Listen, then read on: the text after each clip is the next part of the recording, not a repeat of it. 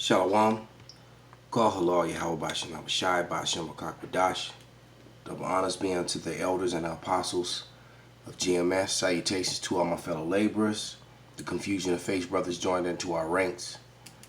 To the Akwaf that are listening and learning. Once again, to those brothers who do this work in truth and sincerity, risking their lives and their freedom to do so, now more so than ever. This is your brother Malcolm from the branch of GMS here in Chicago. And this is a video that I actually posted on my channel with all intentions on doing a sit down about it later. And today is that day. And I'm going to start with a page from Blacks in Antiquity by Frank Snowden Jr. All right, if I can find that. But he made a very important statement about the importance of art.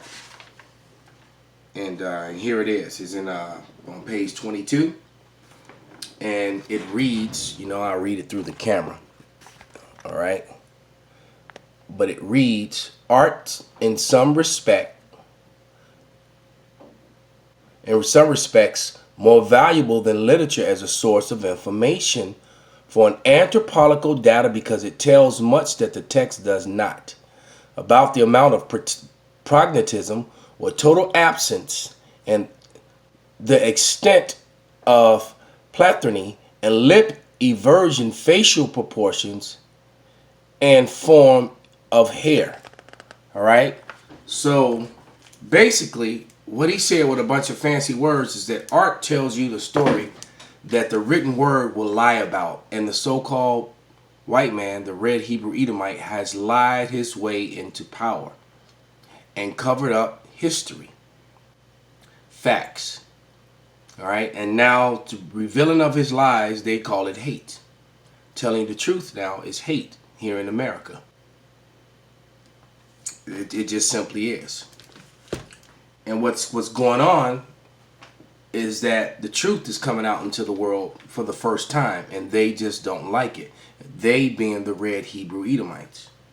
This is 2nd Ezra, the 6th chapter, verse 27, and it reads, "For evil shall be put out, and deceit shall be quenched.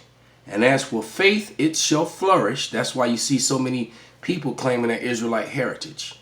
And so, and you got Edomites, red Hebrew Edomites, by the hundreds, maybe even by the thousands, proclaiming and professing that yes, it's true. We really are the so-called Latino, Native American, and the Negroes are indeed the Hebrew Israelites of the Bible that the Bible speaks of. And as for faith, it shall flourish, corruption shall be overcome, and the truth which have been so long without fruit shall be declared. And see, Esau's own racism and hatred is backfiring on him, and pointing that out, it's now viewed as hate. So without any further ado, let's let Psalm 64 and 8 happen. As a matter of fact, let's read it first. This is Psalm 64 and 8. "So they shall make their own tongue to fall upon themselves. All that see them shall flee away." And the world is fleeing away from them, away from Christianity, away from their ways of life, including even their own people. That's why you got so many Edomites trying to go off grid. Man may neither be burned nor a dead man may neither be burned nor buried within the walls of the city. Such was the decree of Roman law between the 2nd and 4th century AD. This strict rule about how corpses were to be disposed of was imposed on all residents of Rome. Most Romans were pagan and preferred to be cremated. Their ashes were stored in small urns above ground. But the ancient Christians and Jews of Rome insisted on burial of their dead. Wealthy citizens had lined the roads just outside the city with family tombs. These tombs were called catacombas, which is Greek for "at the hollows." The name came from the natural hollow spaces that lined the Via Appia, one of the ancient roads that led to and from Rome. Into these hollow spaces, the first Christian cemetery was built above ground. It is from these early catacombas that the catacombs of Rome evolved. More clues about these early practices come from nearby paintings. The paintings in the catacombs give us some of our best clues to what early Christian practice really was. And you have pictures of mixed groups of people sitting around tables, drinking wine, and eating bread. And this was a very touchingly simple kind of a ceremony. Scholars believe that this simple communal meal of the early Christians freely adopted Greek and Roman symbols and mythology for inspiration in the catacombs. Many walls depict Hercules, the great mythological hero who was famous for his courage and strength. Here, Hercules is killing the multi-headed Hydra of Lerna, which could grow 2 new heads for each one it lost. Of the Good Shepherd. The Good Shepherd can be understood in a sense as an image of Christ that reflects if he described himself as the Good Shepherd. And the use of the Good Shepherd in the Christian catacomb is a way of depicting Christ without actually portraying him. For example, Jonah, in the 3 basic things, he sees the whale, he gets swallowed by it, and then he's spit out into the ocean. That's a very common scene, and it is, of course, a clear reference to the biblical story of Daniel in the lion's den is represented by a nude person standing between 2 lions. The ancient Christians believe Daniel conquered this danger with prayer. Symbolic painted figures. This tomb is called the Crypt of the Coopers, so named because these ancient coopers, or barrel makers, were entombed behind a painting that depicts a group of men posed with one of their barrels.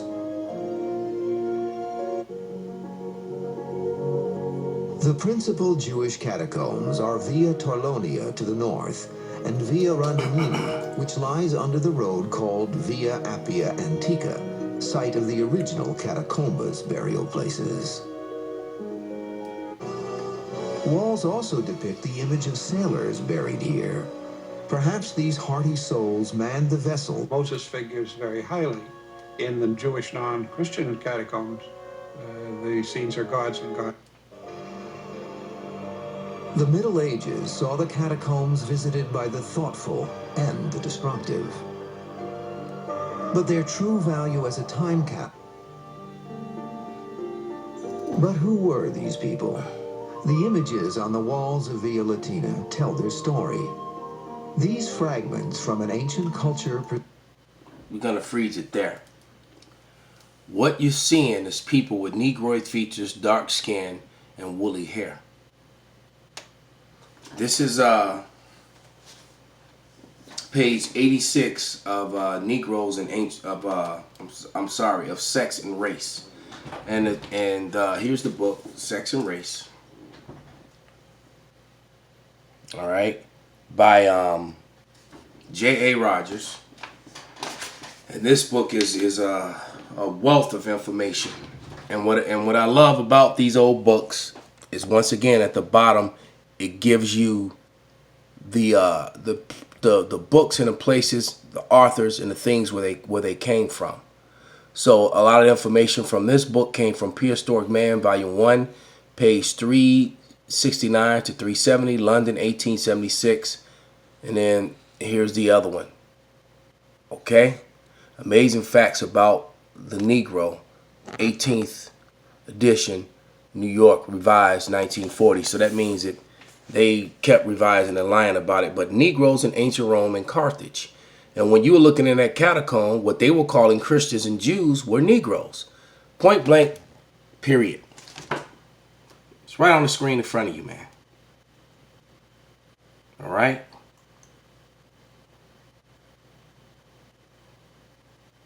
They were Negroes, so-called Negroes. All right? That's what's painted all over the walls. And it's probably why it's stuck in a book and not on the tours. So let's, was going to try to read this through the camera lens, but doesn't want to focus right now. There it is. Okay. So it reads, the earliest known natives of Italy were Negroes. All right. That's actually enough. And it says, it's not focusing. There we go. The earliest known natives of Italy were Negroes, as was said, thus making the base of the Latin race Negroid, which they kind of going off with that. The Etruscan vases molded in the form of Negroes' heads and pottery, painted with the same characteristic features of woolly hair, specimens both preserved among the features. I'm sorry, it says painted with the same characteristic Negroes featured woolly hair. Specimens both are preserved among the collection of British museums, furnish interesting evidence alike of the permanency of the Negro type and familiarity both of the Greeks and the Etruscan artists with African features long prior to Christian era. So either J.A. Rogers, I believe J.A. Rogers knew the truth. He just wrote this book in a way that Esau would allow him to do it and publish it. All right. But I believe he knew the truth, that what's going on here is that the original Greeks, like he was talking about that art, as you see in Frank Snowden Jr.'s Frank M. Snowden Jr.'s book, he was just showing you how it went from brown-skinned Etruscans to pale-flesh Edomites, because you got to remember Alexander the Greek came in and conquered and intermixed and mingled and lightened up those Etruscans and or drove them out. You know, both actually. That's literally what happened. And actually on that same page that I was showing you, you've often heard the apostles and heard us talk about how the Negroes took over Rome when Rome fell. That's why Rome fell. And because at the Negroes. So Negroes, what was it, Constantine, all them, they were so-called Negroes. Those were Israelites. But that intermixing with them, you can clearly see this was a Roman emperor, man. All right, a young Roman emperor. And after Persinius Niger, you know, took over, as you see, it says some of the most illustrious Romans bore the surname Niger or Negro. Persinius Niger, one of the greatest emperors, sister of Caesar Augustus to Greece, when she went there to try to win back her husband, Mark Antony, from Cleopatra. A later nigger was Henry III, Emperor of the Holy Roman Empire, 1017 to 56 AD. So, you know, the Jake had taken over, man. As simple as that. Jake was taken over. And as a matter of fact, we can get the last scripture of Acts, the 13th chapter, verse 1. Because we've been looking at images of the Christians in the catacombs. And in Acts 11 and 26, it tells you that the disciples were first called Christians in Rome, in Italy. In Antioch, Salakia. And Antioch was what? Was a city in Greece. All right? And where's Rome at? In Greece. Let's find that first. Acts 11 and 26. It says, this is Acts 11 and 26, and it reads, when they found him, they brought him unto Antioch, and it came to pass, matter of fact, let's find all those Israelites that looked like they were having camp, okay, right there. That's a group of so-called black men in garments, okay, in a line. Those are not so-called white people, okay? And it says, and it came to pass that the whole year they assembled themselves with the church and taught much people, and the disciples were called Christians first in Antioch. Okay? First in Antioch, man. Now let's go to Acts 13 and 1. Let's see what else happened to these Christian disciples. All right.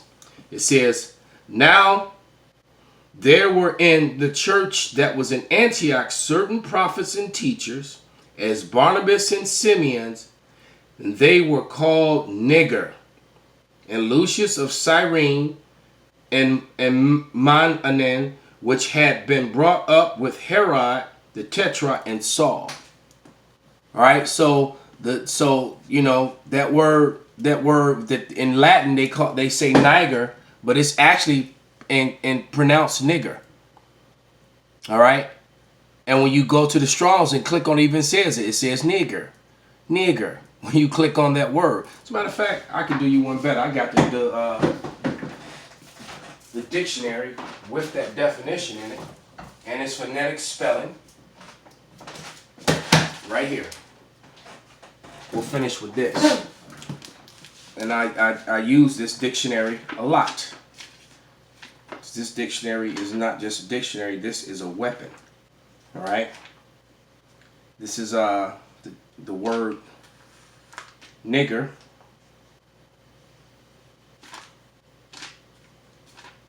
What's written in Acts 13 chapter spelt out phonetically for you in the dictionary. So let's find it. And here it is. Let's bring it into the frame. All right. You see? Niger. All right. Nigger, pronounced nigger. All right. French, negre. Spanish, negro. Dark-skinned one. Latin, Niger, black, a Negro. Now usually a contemptuous or vulgar term. All right. So it is now. It simply was just a way of describing someone in the past. Now it's a contemptuous term, a vulgar term. Any dark-skinned person prevailing among the characteristics of American Negroes.